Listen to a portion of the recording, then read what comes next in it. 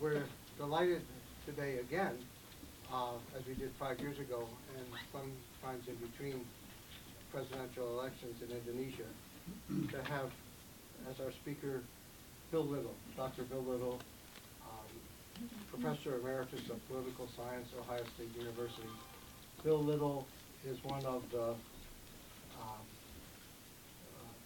too small band of Indonesianists in this country, and some say the best, and they might be right.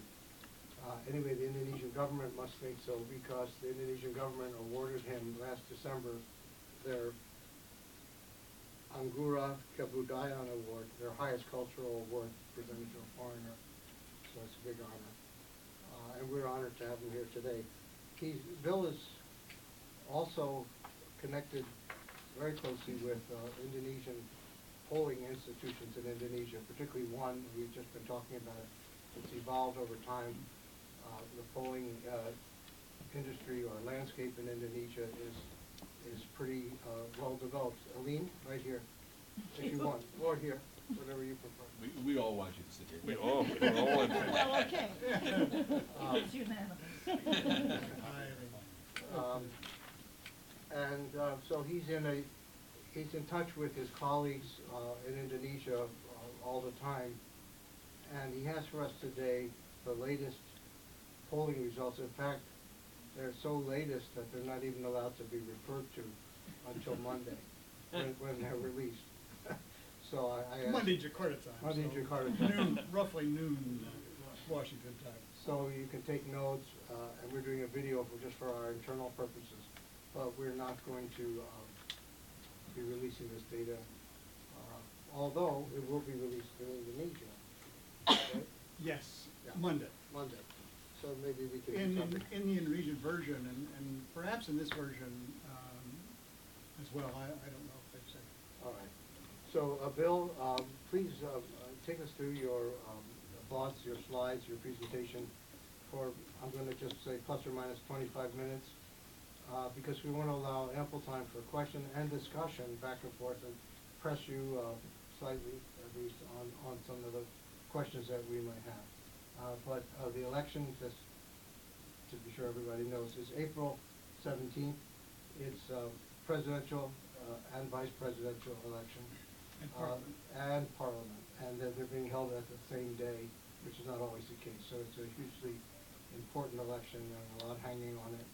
And that's why we're here today. Bill? Thank you. David, delighted to be here.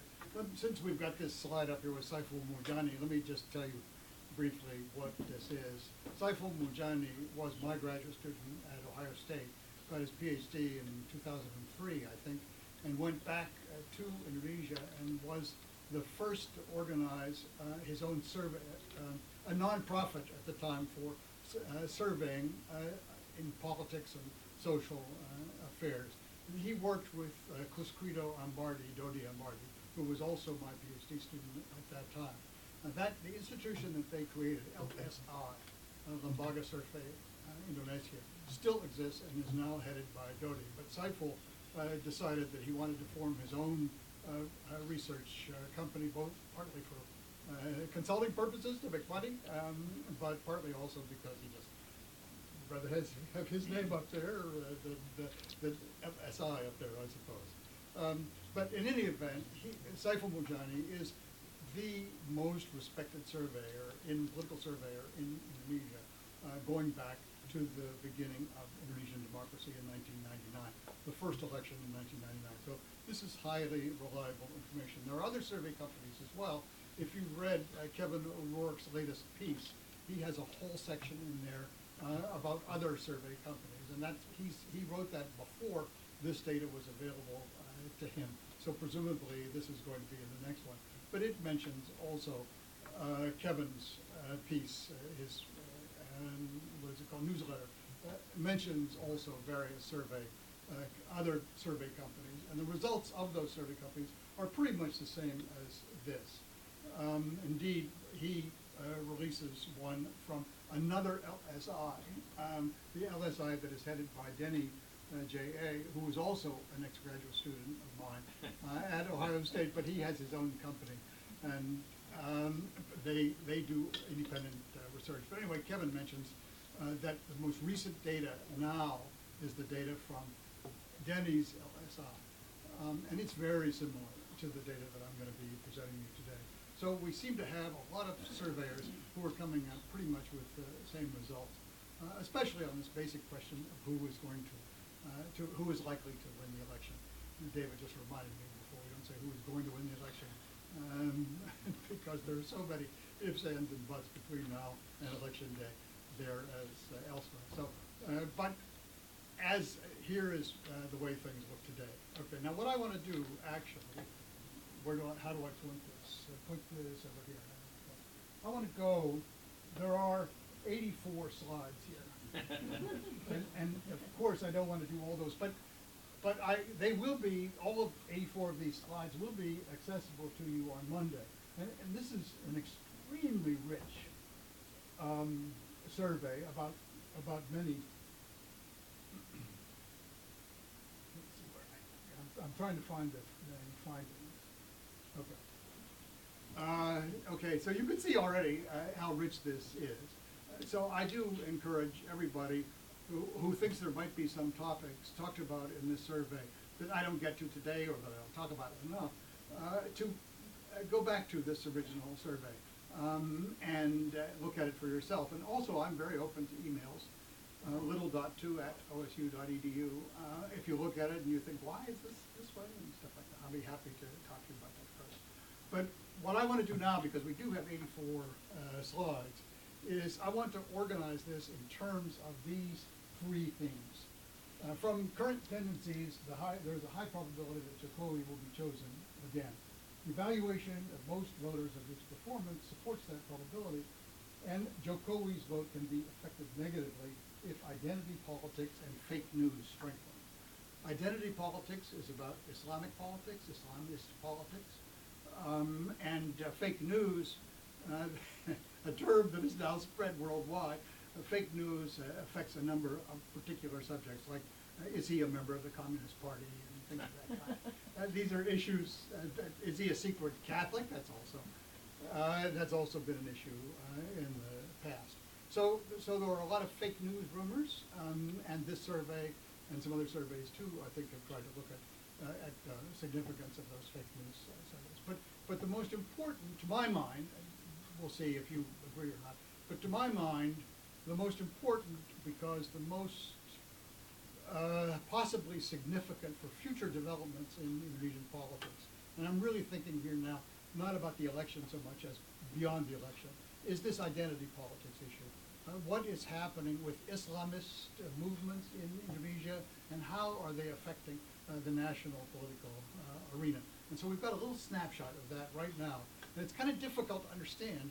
I myself had to go back and forth to various sources to try to understand the data that I'm presenting myself.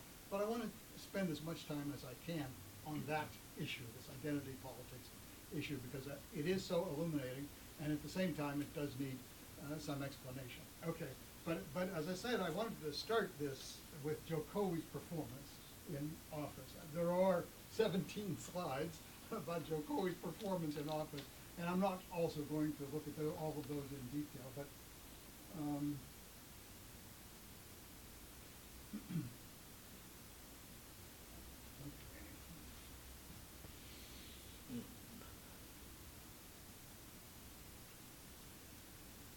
okay, so I say there are 17 slides about Jokowi's performance. So in the survey, we asked specific questions about a wide range of issues. And on most of these issues, probably, Jokowi is getting pretty good marks from the voters. As you will see here in these early ones, they're pretty high, and then there are some in the middle that are not quite so high.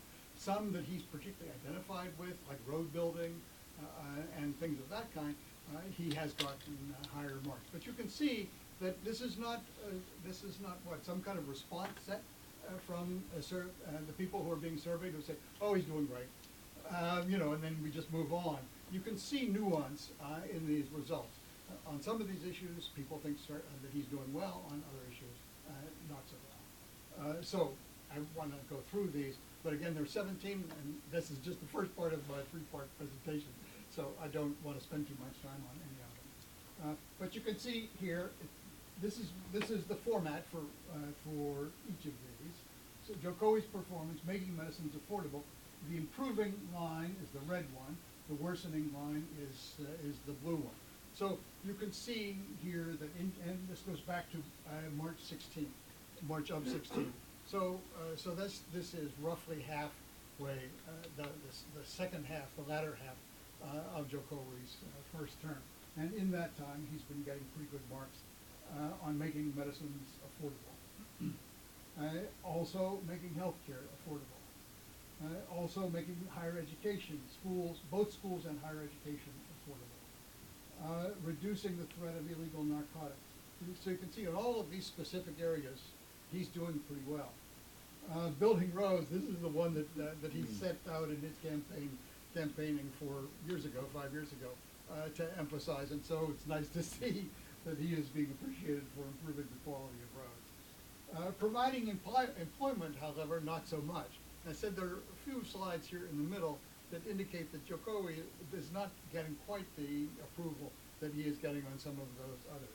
So here, if we go back all the way to 2016, what we see is that he got very low marks for improving. Is the situation of providing employment, is that what the government is doing with regard to providing employment for incident getting better or worse? And in that year, for the most part, people thought, many more people, 28% thought it was worsening, but only 15% who thought it was getting better. Now that's improved for Jokowi today. It's 33%. Again, you know, for those who are interested in this subject, you're going to have a lot of time, but at leisure, to go back yourself and look at all of these, because they all have nuances in them. But I think there is a first basic pattern, which I said, which is that so many of these are really strongly positive. And then there are some that are more mixed, and this is among the ones that are more mixed. Also this one, reducing unemployment, of course that goes with creating new jobs as well. Reducing the number of people in poverty, also in this mixed area. Eliminating the feeling of threat from terrorists. This is one of the things that gives me faith that the surveys are working correctly. You know, this is not just people saying whatever they have to say to get the surveyor out the door. Because here there was a threat, there was a terrorist. There were 2 terrorist bombings in Jakarta and Surabaya in May 2018. Boom. You see the results here in the survey. So Indonesians at that time, who were being surveyed at that time, they are reacting by saying, no, Jokowi doesn't seem to be doing a very good job in reducing the terrorist threat. But it bounces back up. Suppressing state corruption, not too bad. Although, you know, it's another question to what extent the government is really doing these things. And as far as I can see, Jokowi's actual record in suppressing state corruption is not very good. Probably, maybe not even as good as SPY was, but this is different. My opinion is different from what ordinary voters think. Improving the equalization of prosperity, that's also an important issue that he spent a lot of time on. Guaranteeing equal rights of citizens. Reducing price, this is something that he campaigned on also 5 years ago. Reducing price differences between Eastern and Western Indonesia. This has to do with the toll out issue, the shipping, the shipping between small ports and things of that kind. Building toll roads outside Java, he is appreciated on that issue. Inter-province road construction. This is the toll out issue. Guarding stability of the rupiah against the US dollar, also an important issue. He seems to be doing basically all right there, at least above the competition. Okay. So that gives you some sense of how Jokowi is doing in terms of each of these issues. Now, there is an earlier slide, which I can come back to if you want to in the Q&A, which tracks his approval. So if the election were held today, who would you vote for? And what we were seeing in that was a kind of narrowing that is very reminiscent of the 2014 election, when Prabowo got closer and closer to election day, when it even looked like if the election had been held a couple of weeks later, Prabowo would have won that election. And so there was, there's some concern this time too in Jokowi's camp that something similar might be happening. And indeed, if you look at some of the earlier survey results, you can see that they seem to be getting closer together as election day approaches. But in both Denny's LSI survey reported by Kevin O'Rourke and our survey, it looks to be the case in the February data, as opposed to the January data, that there is a gap again. So it may be the case that this is going to widen. Kevin O'Rourke says one can even imagine that Jokowi will win with a bigger majority than he did last time, because we were beginning to see that. As I say, I can go back to that later. But now I want to concentrate instead on these three issues. So the first issue here was Jokowi's performance, and you can see that by and large, people are going to vote for him if they evaluate his performance high. And that's what they are mostly doing, although it's not as perfect, of course. Okay, that's the first thing. The second thing is this fake news business, and this is something that has been raised a lot of times in Indonesian presidential politics. Certainly these issues came up last time as well. So we try this time to really be precise about asking some of these questions. And I'm going to go through this fairly quickly too, because the really important issue, as I said, is the identity, Islamic identity issue. But I want you to have some sense of how these fake news things have been playing out. Because there's so much in the rumor mill, of course.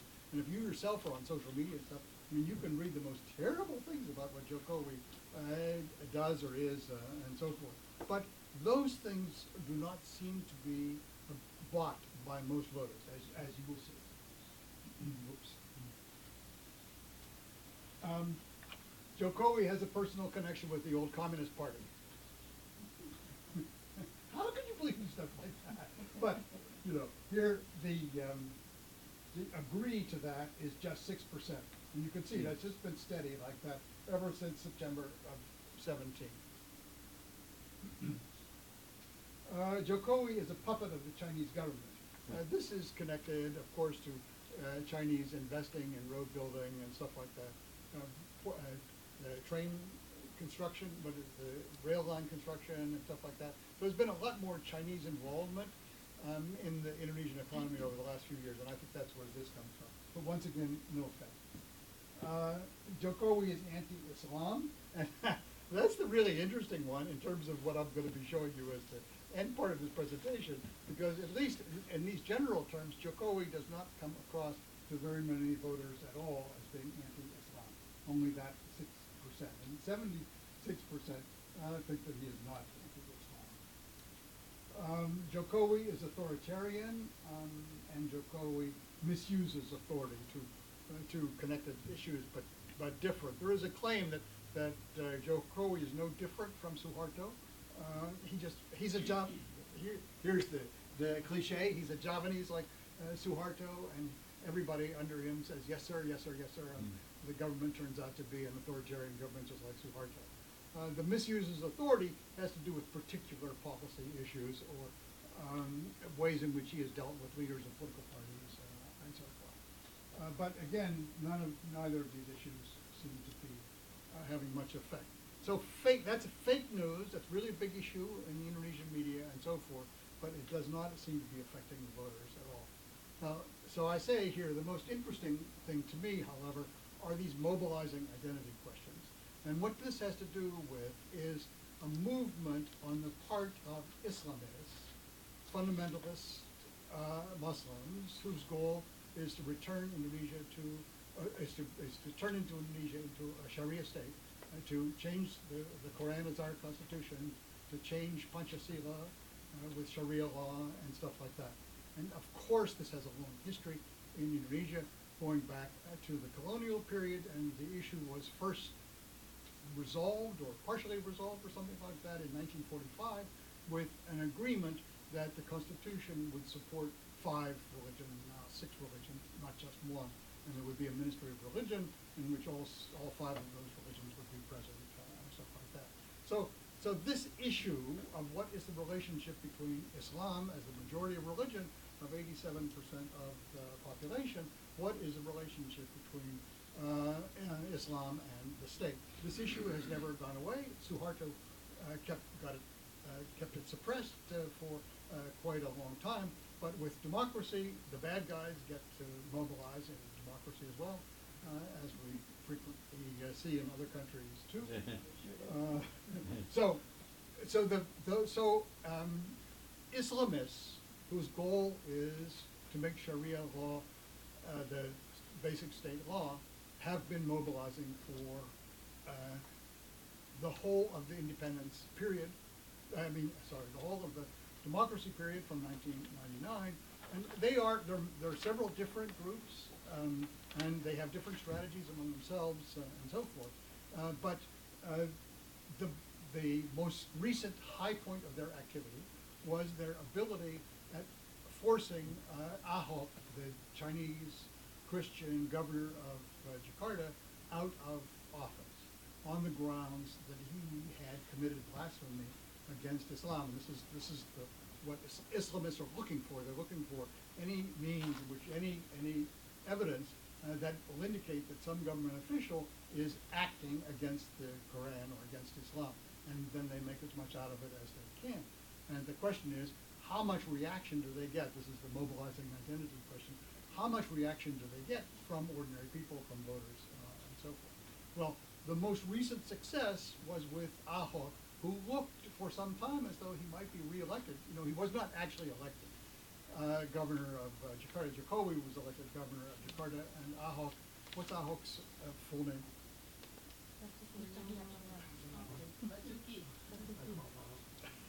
Basuki Basuki Cahayapurnama. Yeah, thank you. So at the time, the vice governor of I'm thinking about too many other things here to be able to remember Ahok today. So Ahok was in some ways successful governor of Jakarta who had stepped in as vice governor when Jokowi became president. In some ways successful because he had a reputation for high integrity, but in other ways not so successful because he tolerates fools. He doesn't tolerate fools gladly, and most people are fools to Ahok. And so he was not able to keep his mouth shut on issues like this, So he's accused by other opponents in the Jakarta gubernatorial election in 2016. He's accused of being anti-Islam, and he responds by saying no. And he cites a passage in the Quran, which he had no business citing a passage in the Quran, to prove that he was not anti-Islamic. And of course, right away the Islamists used that against him. And so, from polls that showed Ahok as having a very good chance of winning the gubernatorial election in Jakarta in 2016, to the actual event in 2017, he was defeated pretty handily because this identity was mobilized. Ahok the blasphemer was mobilized against him and he was defeated. Okay, so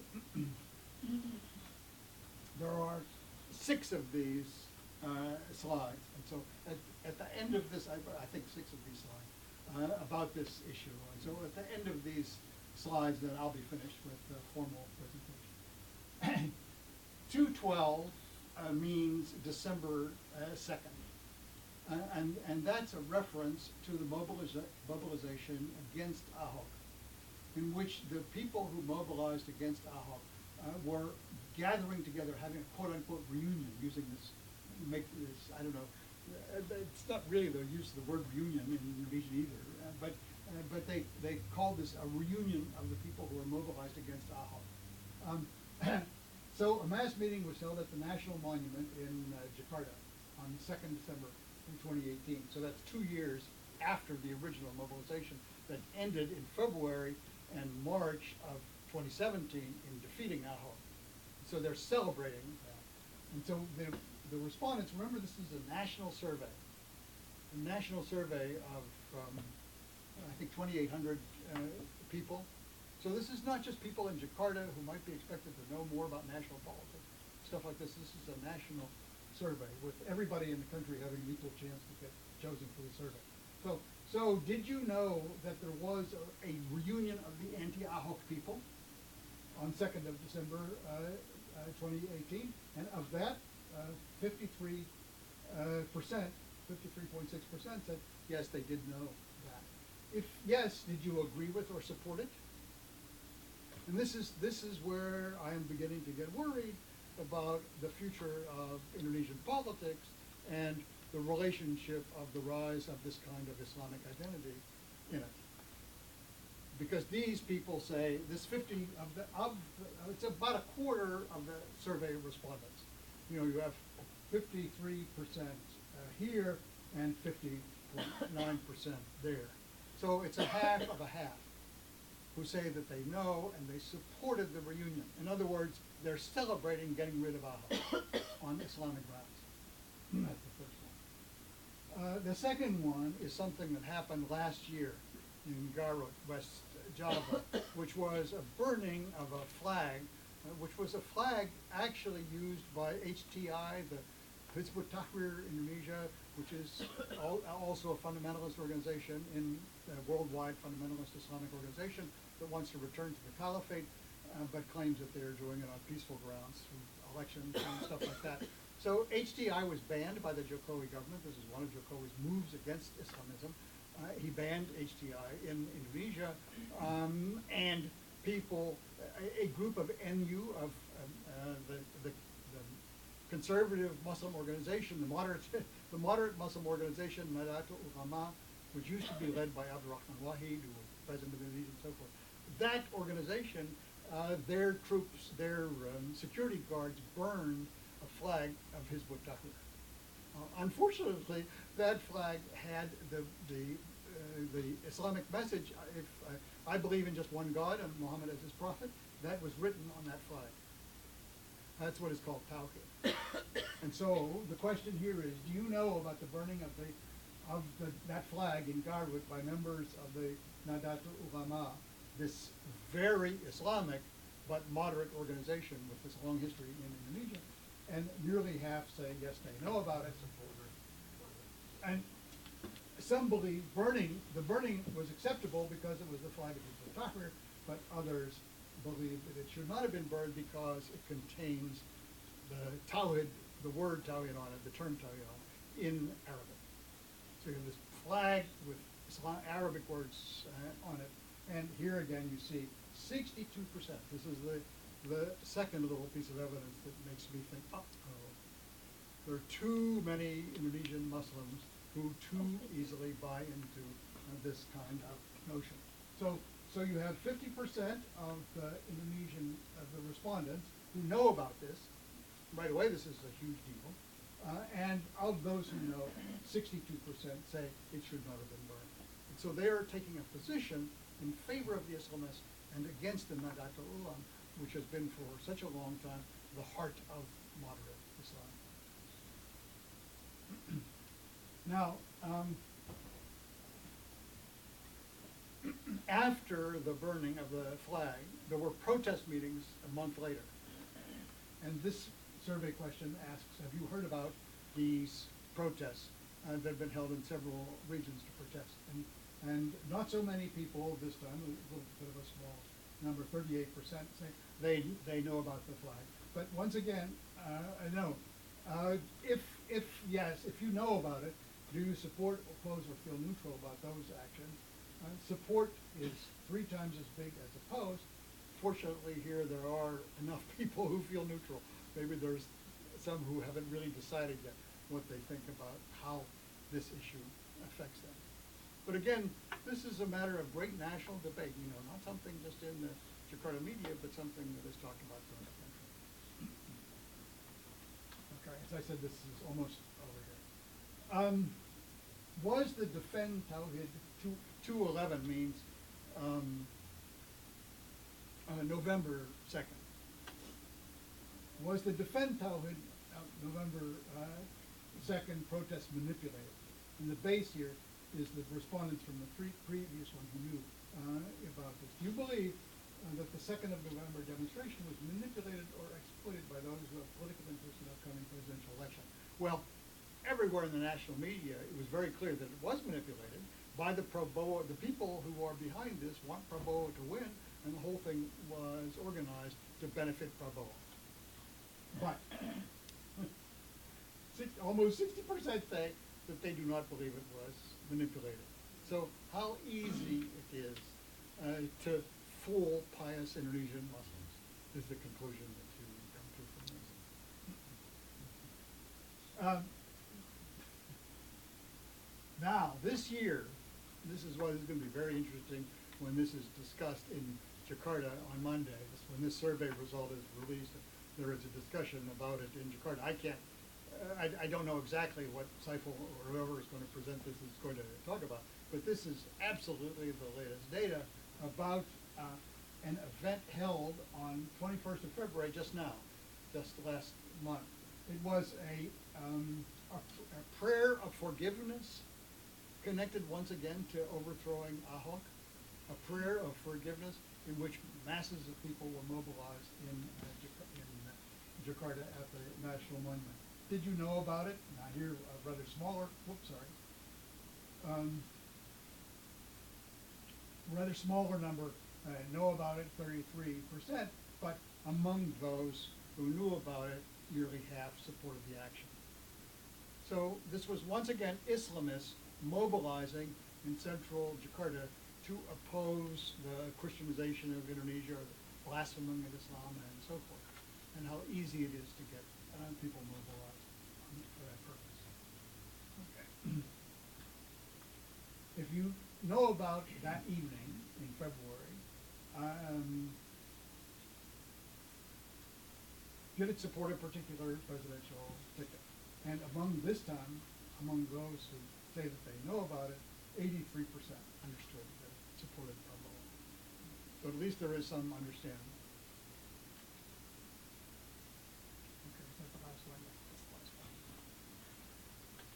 one. Okay, so what this data about identity politics shows to me is that the concern that has been building since the protests against Ahok in 2016 is really something that has to be watched carefully, because it is indeed, unlike the other issues, unlike the other fake news issues, in which you can't pin that on Jokowi, and those on Jokowi. In the case of this issue, it's certainly easy to imagine that in the next 5 years there's going to be more and more mobilization against Jokowi as a fake Islamist, as a fake Muslim, and stuff like that. And this data is, I think, very much worth thinking about. Okay. Not too much over. I want to note, which I neglected at the beginning, that we have 3 distinguished USINDO board members present today. We have Bob Blake, our U.S. co-chair, former ambassador to Indonesia; Russell King from Freeport; Aline Masters, the co-founder of USINDO; and we also have Barbara Harvey, who is on our board of advisors. So if any of those like to take the first question, they may. Otherwise, we'll go to others.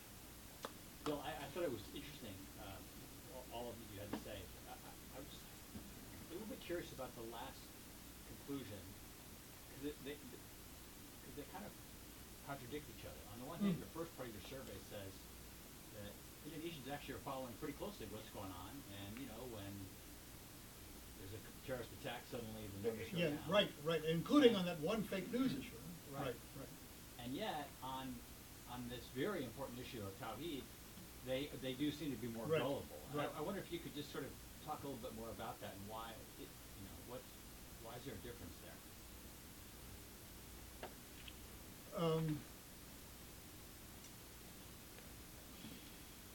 Sorry, I don't mean to put you on the spot. No. I put myself on the spot with the whole presentation. What I think, I am among those who have tried not to make too much of the Islamist threat in Indonesia. There are many scholars who specialize in Islamic affairs who have taken a stronger position on this than I have.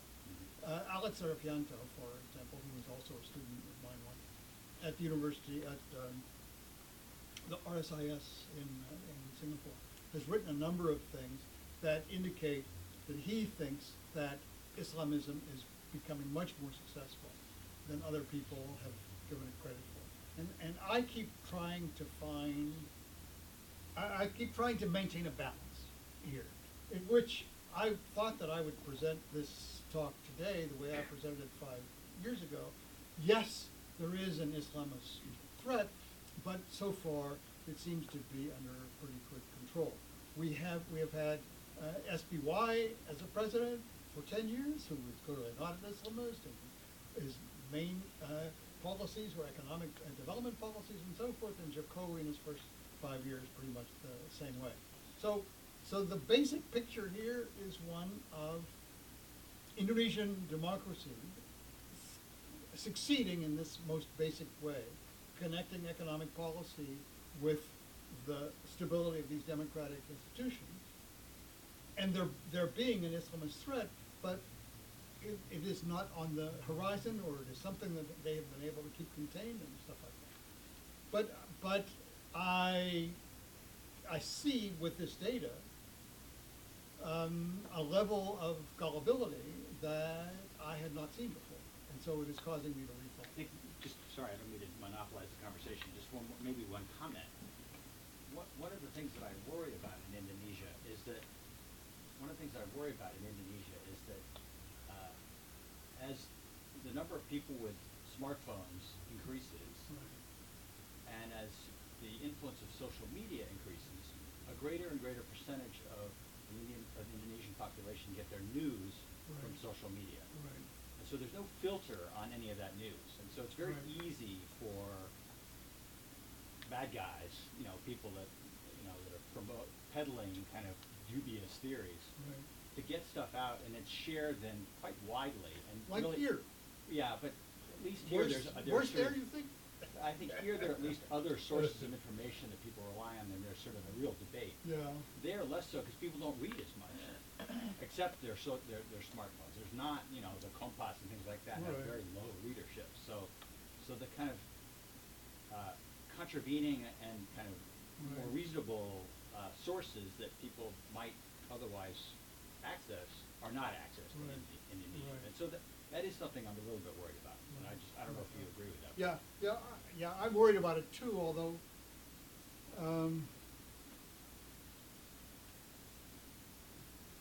I don't know. There is also, it's not just Kompas and other, there is a very vibrant Jakarta press.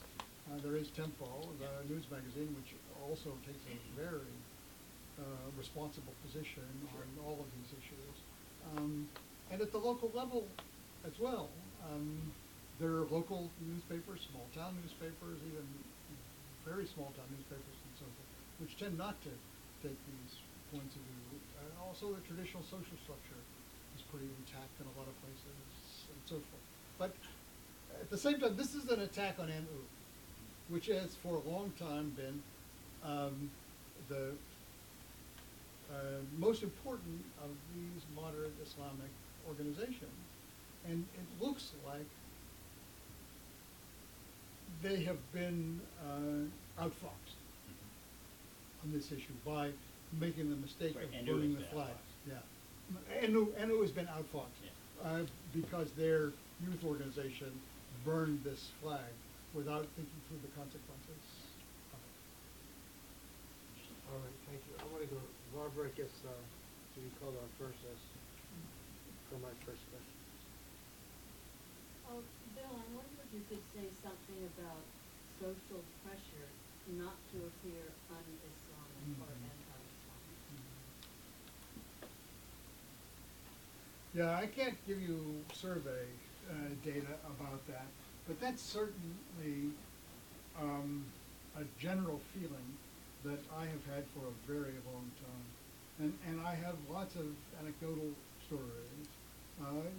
Among, for example, students of my, children of my students who go back home and try to live kind of a normal, they come home as moderate Muslims and so forth, but when they get home they find themselves under great pressure to women to wear the jilbab and things of that kind.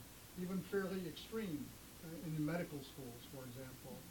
Women in medical schools are now forced to wear the jilbab, according to anecdotal stories. So inside that, they don't want to be that way, but the social pressure from peers, a lot of it is from peers, is very strong.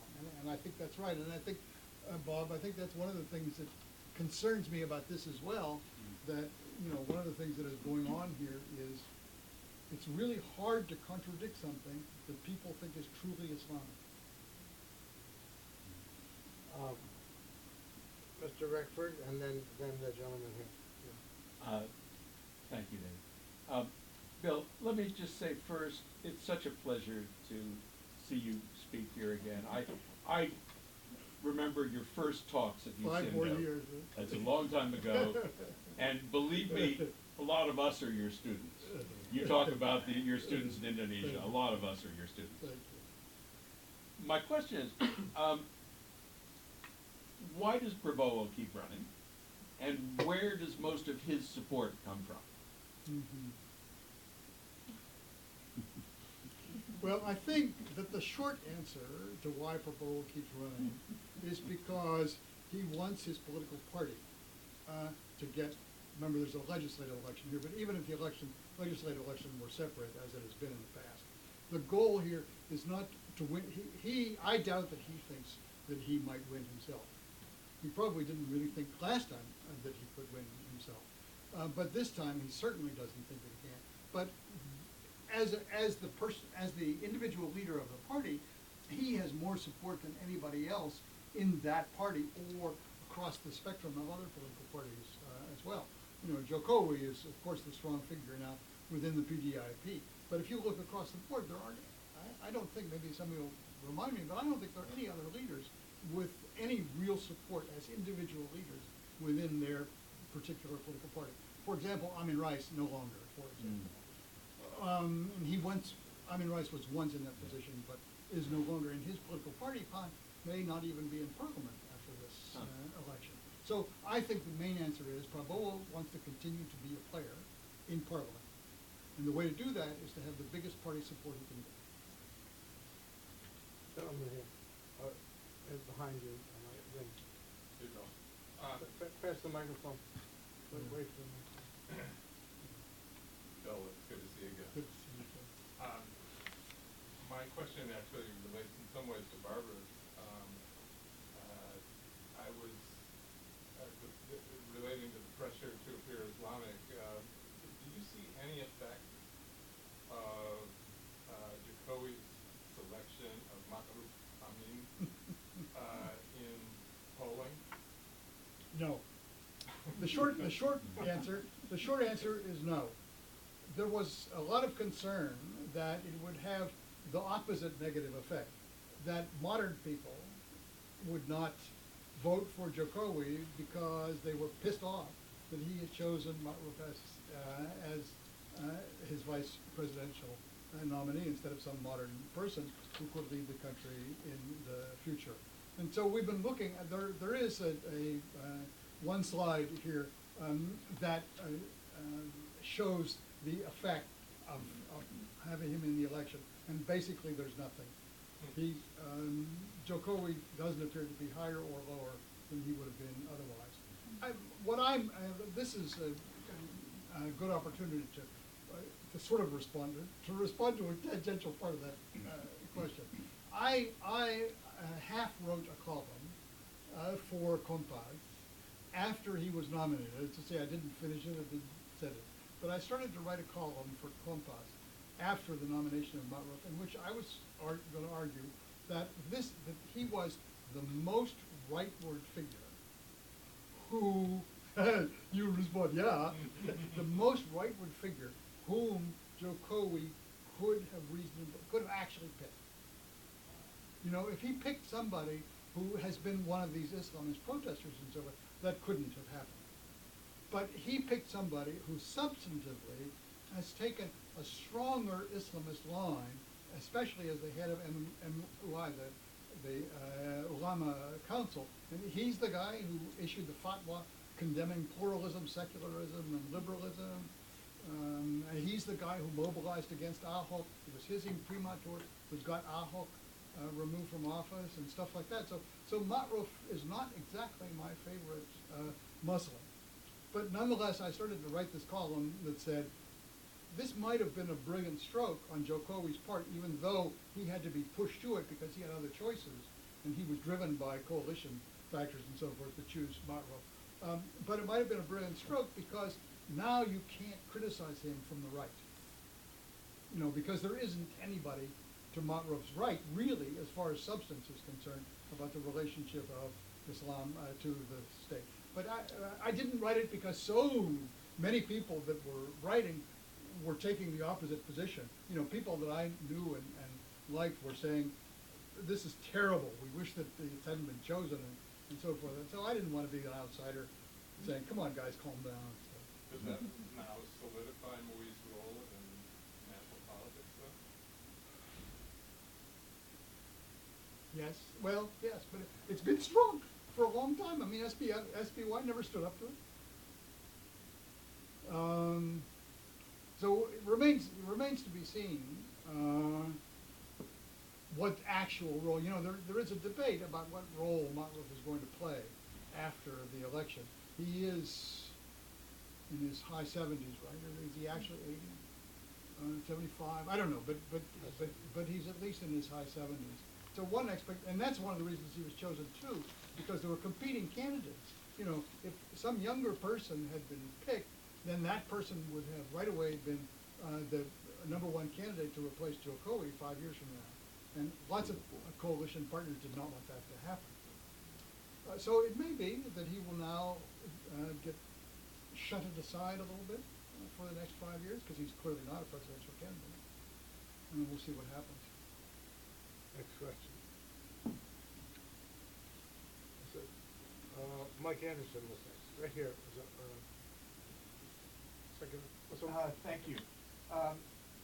You mentioned the examples of fake news during the campaign. Can you link the fake news directly to Prabowo, or is it kind of ongoing, either anti-establishment or ongoing religious or radical influences? And then secondly, is fake news recognized by the Indonesian government as a problem that they are trying to address somehow with, say, Facebook or Google or whoever is spreading this stuff beyond the mainstream press?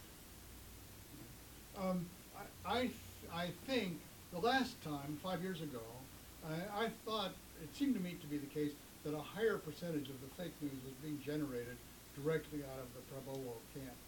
It seems more equal opportunity purveyors this time, but I don't really know that for a fact. We need to study to try to see what the sources of this are. What was the second part of the? Recognition that Oh, fake yeah. news is a national problem? Not in any serious way. No, I don't think. Yeah, anyway. So say the two candidates can't come together and say, jointly we oppose fake news, be No. careful, we don't do No. it, Oh, we no, don't, no. no. This gentleman right here. And we'll go to the back end. Hi, thanks. Brian from the Asia Group. I'd just like to add on to that conversation about Mahmoud and views of him. I think they might change to an extent with regards to the vice presidential debates, and I would love to see polls for that after the debate as well. Oh, right. Yeah. Yeah. My question is about turnout, and I'm interested in what you think general turnout is going to be like. And have you seen anything to suggest there will be higher or lower turnout amongst young people and Eastern Indonesians? I'm sorry, I haven't thought about the turnout issue for a while. It was declining steadily from 1999, but the last election it was up a little bit. I don't know. Some people have said to me this is the most boring election that they have ever witnessed. Marcus Mutzner, you know, young Indonesian in Australia, wishes that he had gone on sabbatical someplace so he doesn't have to follow it, because he followed it so closely 5 years ago. So maybe the turnout is not gonna be higher because, people don't care nearly as much as they did 5 years ago. But the other factor here, of course, is the parliamentary elections, which are being held at the same time. So I just don't know. Now, next, to the back.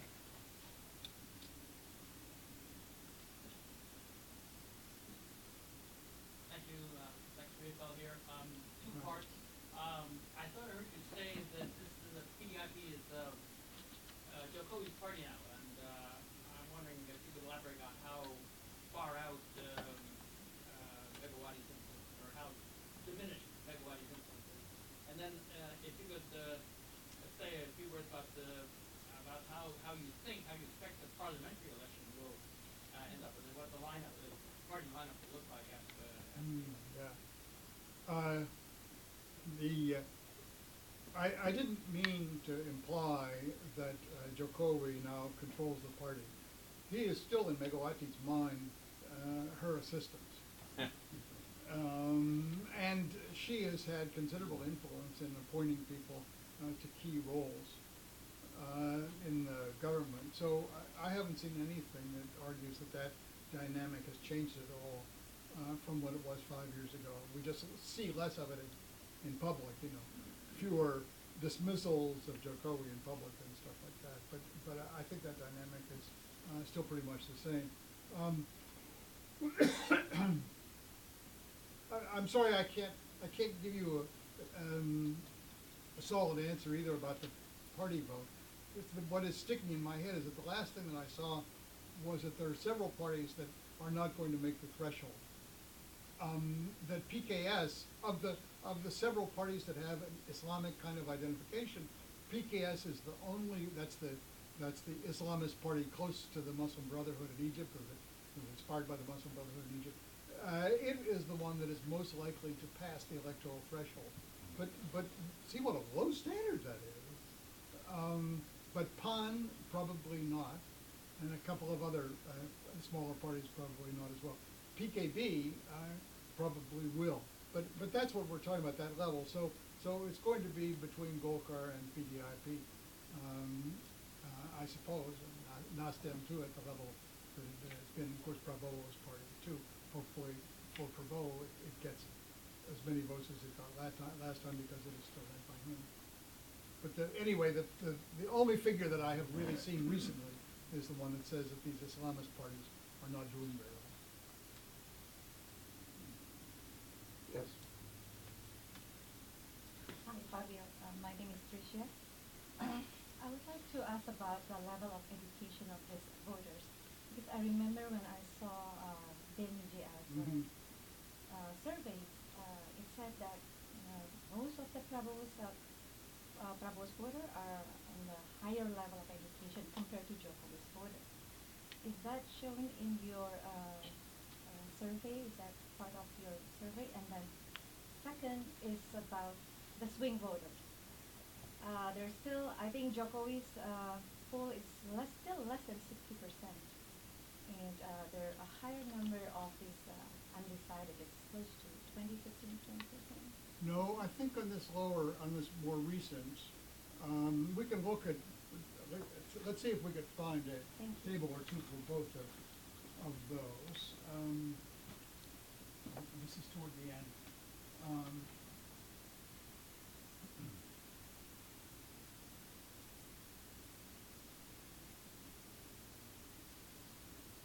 Here's the demographic analysis. So this is the first thing that you're asking is about the age of the voters.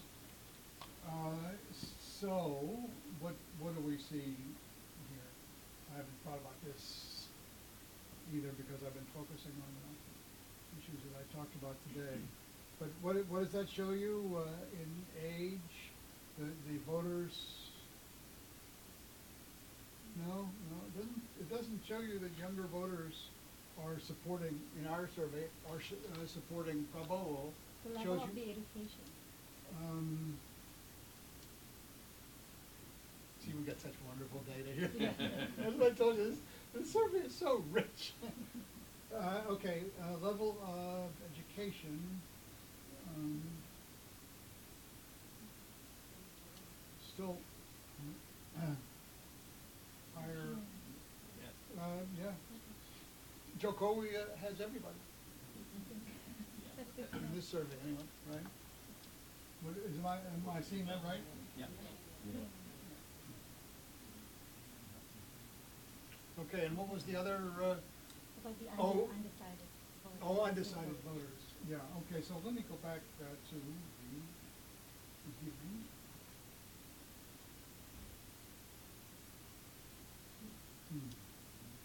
What? David, what have I done here with the clicker? Oh, there you go. I got it.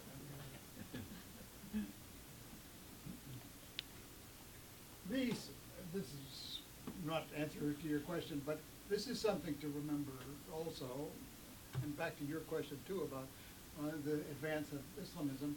Indonesians really think that the country has been going in the right direction ever since democratization in 1999, and they are very supportive of democracy as well, preference for democracy. Look at that. That's back to 2012. Support for democracy is very high. In the United States, where are we now in the direction for the country? I know for a long time, even under President Obama, it was underwater, right? Is the country going in the right direction now, according to most voters? Because we have the same question that we ask all the time in U.S. polls. Wouldn't be going like that. It's not like that, no. But anyway, so Indonesians are supporters of democracy, and this has been going on a long time. That's back to the beginning of the SBY presidency. Okay, so presidential choice, looking now for voters who haven't decided. This is the slide that I said, it seemed to me to show that the two candidates were approaching each other as in 2014. But now this is most recent February of 19 data, which is comparable to getting JAs, and it shows the same thing, that it looks like the gap is wide. Now, is there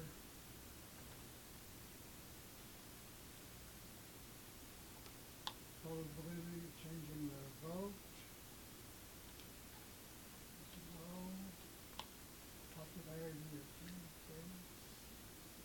No, I guess I'm not seeing anything at the moment. I thought that there was something there about undecided voters, but maybe I've There was a recent someplace else. survey that said it was only about 10 or 12%. I thought that in this, we had come to, Yeah. it was less in February than it was in January, which is of course what you would expect. Is this cake pretty much baked? In other words, is there not that much interest in the election? Do people think it's pretty much foregone conclusion? Well, I'm interested in it. But do you expect any protest or challenges from the Prabowo camp? Actually, I don't think this time. You know, he tried that last time. Yeah. I don't think we're gonna see that again. Megawati before that had also been unhappy with the results of the election. SBY beat her, and she never, very ungraciously, to this day, has accepted that defeat. But Prabowo, I don't think is like that. He's not in this for that, as I said. I think he's in this for remaining a player within the system. Well, any others? We will stay tuned. I guess I'm not on the edge of my seat anymore, but I'm still very interested. Let's all thank Bill for doing this program.